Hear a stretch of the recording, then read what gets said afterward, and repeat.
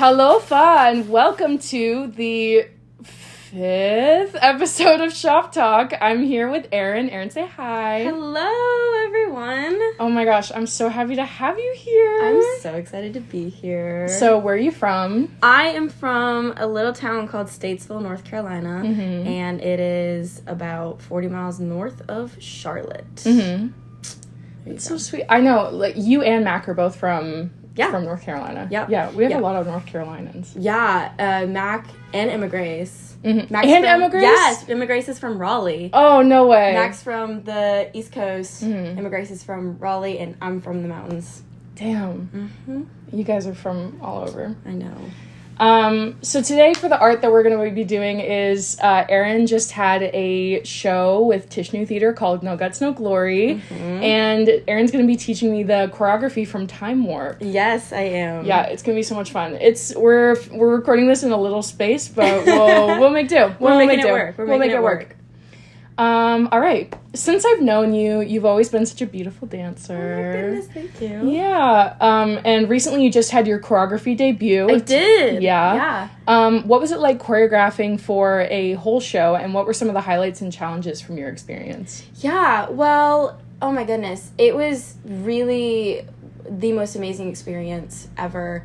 I love working with Tishnu Theater, and we had such an amazing cast. Like, I have never worked with a cast who's really just, like, wowed me in terms of sheer talent and also professionalism, and they were a joy to work with.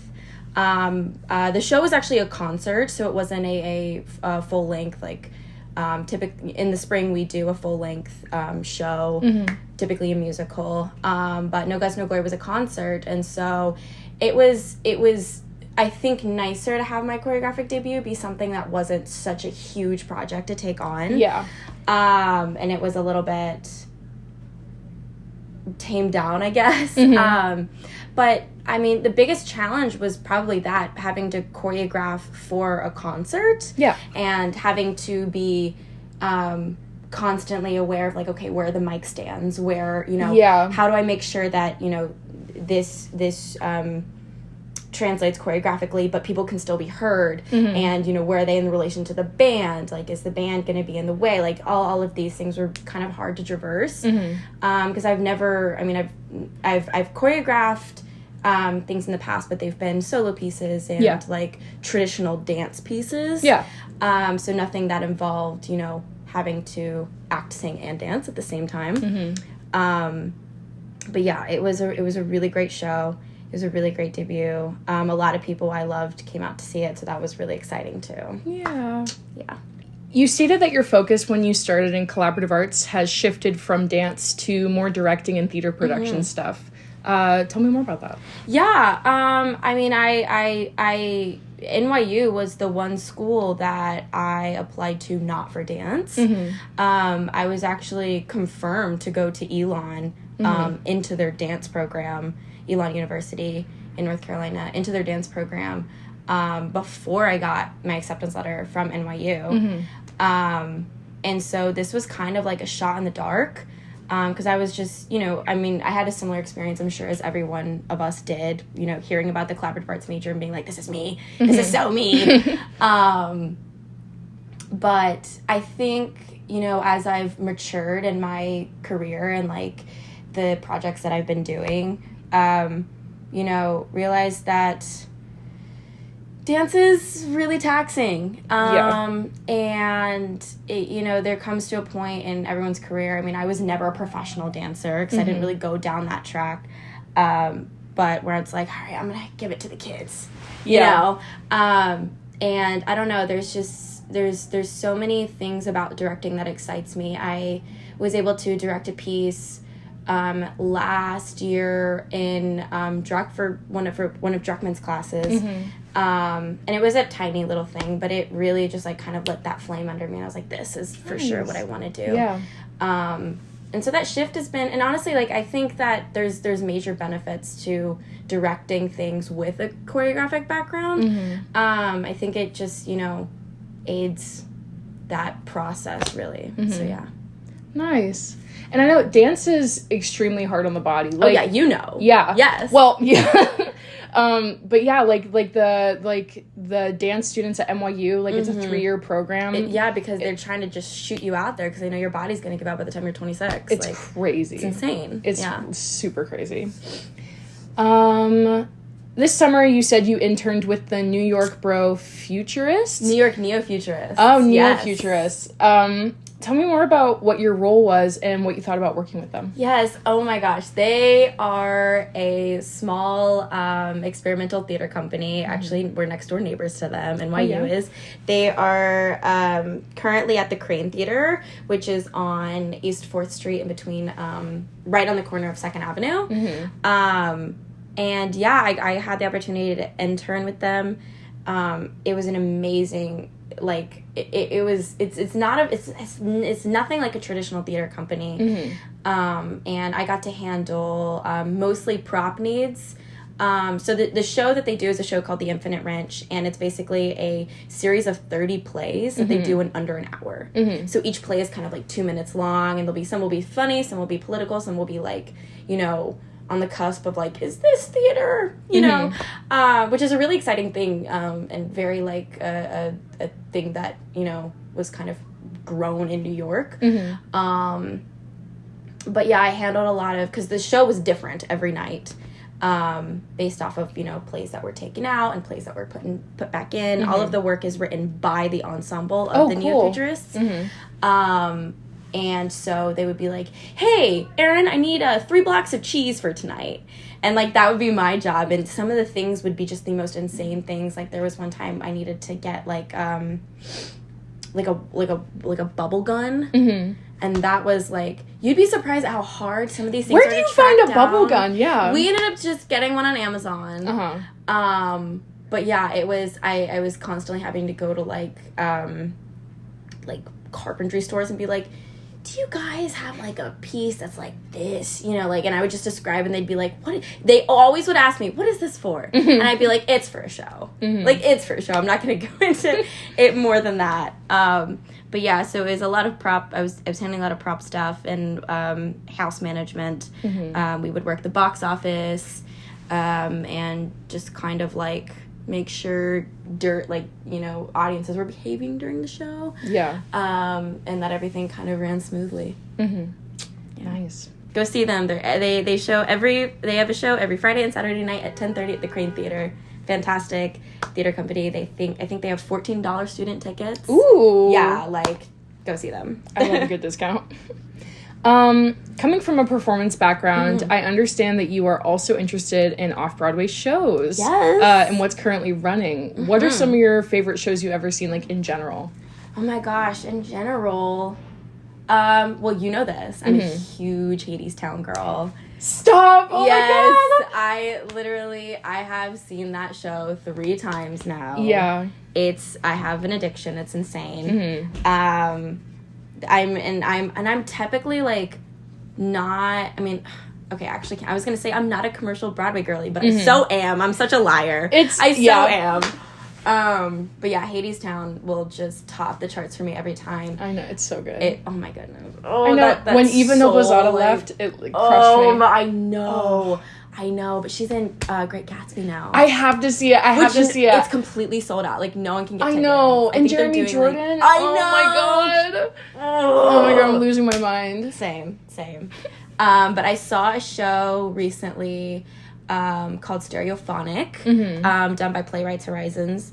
And it's oh my goodness, it's an amazing show. It's kind of like, I think, takes inspiration from Fleetwood Mac, and it's about a band in the 70s, and the entire show takes place in a recording studio, and it's about kind of the struggles with, like, conflict between band members. You know, there's love drama, there's fighting, there's, you know, like, well, this song's good, well, this one's not good enough, there's British people, there's American people, you know, the works. But yeah, it's 3.5 hours. Dang. Which is insane for a play. Is there an intermission? There is. Okay. There is. Thank God. I was like, yeah. And then I was really worried about that going in, but I mean, like, I was so entranced by the entire show. At the end of it, I was like, I would do more. I would seriously do more. It's amazing.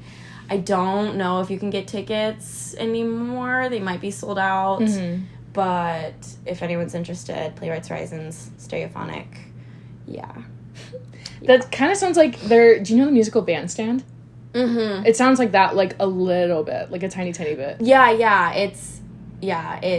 Oh my goodness. It's truly, I don't even word. It's so good. It's so good. It kind of feels like you're sitting in on like a hot goss session. Literally. Oh my god. Yeah. I would love that. Literally. I hope there's tickets still. I know, right? If given the opportunity to work on an off-Broadway or Broadway show, what role do you think you'd be most interested in taking? Like dancer, actor, props, production, like what do you think you would most want to take at this moment? Yeah. Director. I love the experience of getting to, like, step into that, especially for, something like an off-Broadway play, which is traditionally, like, work that's written by kind of a new and upcoming playwright. Yeah. And just getting to kind of... I think off-Broadway is a beautiful place, especially non-for-profit theater is a beautiful place to kind of test the waters with theater. And I think that's what makes so many productions, especially this season, really just hit home for a lot of people. Because there's so much opportunity to kind of, take risks. And especially, like, as a director, I think there's, you could be handed a script and give it to 3 different directors, and it'll be the same script, but if you see it would be 3 completely different shows, based on the interpretation. And I think, and a lot of times, like, a director's job can really be something that you don't see, which I think is a beautiful thing, because I think if you leave the theater enjoying a show, the director did a great job. Yeah. At the end of the day. And so I just think there's so many beautiful things to be done from a directorial point of view. So, yeah. Yeah. What do you think about collaborative arts? I know over the years your creative emphasis has shifted. Do you think that has anything to do with the program's flexibility, or do you think that was like your own personal growth? I think that was definitely my own personal growth. I think that one of the biggest things that I've taken away from collaborative arts that's just so invaluable, is the ability to work with a very intellectually diverse, I don't know if intellectually diverse is the right word, but different brains, to be able to work with brains that work differently. Yeah. And be able to make, common ground, and be able to, take just work with people who don't know how to work together. Yeah. I think that's, like, a huge skill I've learned, because there's so many times where we're kind of thrust into a situation and just told, make art. Yeah. And it's like, oh, okay, well, what do we do? Who's who? Who's good at what? Yeah. And, discovering that, and, because I've looked back at, like, freshman year recently, and I'm like, wow, I this is such a skill that goes unnoticed, but it's something that all of us are so good at now. Yeah. It's because we can fire that out easily. Yeah. Yeah. Yeah, and that's definitely a skill I had to learn too. And, like, I think, like, the biggest proponent of me learning that was Jam House. Oh my goodness, absolutely. And I mean, that's the other thing about, we're guinea pigs. Yeah. And especially the junior class. Especially the senior class. The junior and senior class, we're kind of guinea pigs. Yeah. For things like Jam House was, when we came here, Jam House wasn't even a thing. Yeah. Body Library, which, is its own thing. Yeah. Who knows if other years are going to have that. Yeah. It's, it's really up in the air. Yep. But I will say that, there comes time when, a lot of us are trying to, like, hone down on one thing. Because deciding that you're a multidisciplinary artist when you're 17, 18 years old, you might be wrong. That's so true. You might be wrong. But I think that the major does give you space to explore kind of, you know, I want to specialize in this. Yeah. Especially with the amount of open arts courses, you know, that we can take. Mm-hmm. And I mean, I hated it when I was a freshman, but looking back on it, I think hammering out those core electives, or not core electives, those core classes, just getting them all done with freshman year, and then your other 3 years, you can do whatever you want. Yeah. Is kind of a beautiful thing. Yeah. Yeah. I agree. This is just kind of like an off-topic question. Go for it. But it's the last one. You are very into anime and video games. Yes, I am. Tell me about your favorites. Oh my goodness. Okay. Well, my favorite anime of all time is for sure Full Metal Alchemist. I literally dressed up as Winry. I saw that! On Halloween. You look so good. Thank you. Look so good. Oh my goodness. And Andrew, too. Yes, Andrew was I love Andrew. my Edward. Yeah. Yeah, that was so fun. But Full Metal Alchemist holds a very special place in my heart. Recently, I've been watching Magi. Ooh, and I've never heard that before. It's not honestly very good. Ooh. I won't lie. I won't lie. It's very Blueprint. I won't lie. Yeah. Fruits Basket is at the top of my list. I've heard very good things about Fruits Basket's Basket. amazing. But in terms of video games, I've been playing Tears of the Kingdom. Legend of Zelda Tears of the Kingdom came out in May. I've been hammering that out.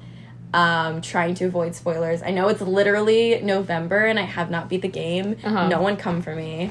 I'm okay. No one come for me because I have 200 hours in that game already. So 200 hours? No one is allowed to come for me. I'm taking my time with it. I'm exploring everything I learned from Breath of the Wild. Yeah. Other video games that have been like on my eye. Well, I mean, okay, this is like a basic one, but the FNAF movie came out. I haven't seen it. I have not. No. I have not seen it either. I have not seen it either. Everyone's saying it's mid, and it's really making me sad. sad. I don't care.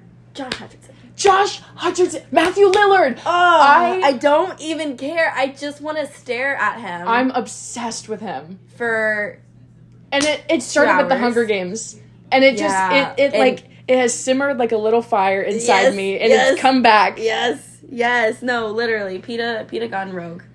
Oh my god. Oh my god. Insane. I can't wait to see it. I literally need to see that movie.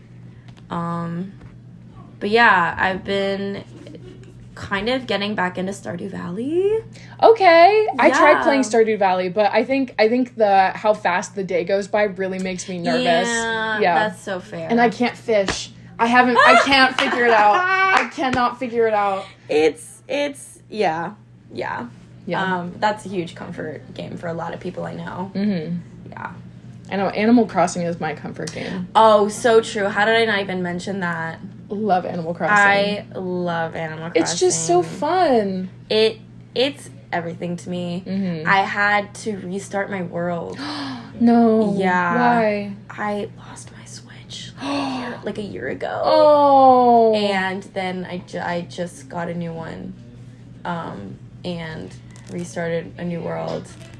And I had Tangy on my old one. No! And I don't have her anymore. Oh, I know. No, I'd be so sad. Who's your favorite villager? Okay, that's like a very hard question because I've had a few. I think, and for no special reason or anything, Frida. She's just a little old lady and she's so sweet and I love her. She looks like a hamburger. She's adorable. Oh my god. I love her so much. Oh my goodness. Yeah. For real. All right. So, before we end the podcast, I know you just got done with the show you've been working on. Yeah. Do you have any other like shows you want to shout out? Any upcoming projects? I'm a free bird right now. Good for you. I know. You deserve a rest. Thank you. Yeah. But stay posted. We're going to be doing, Tishnu Theater will be doing a production in the spring. A full-scale production. I can't say anything about it yet. I'm not listening. But definitely stay tuned for that.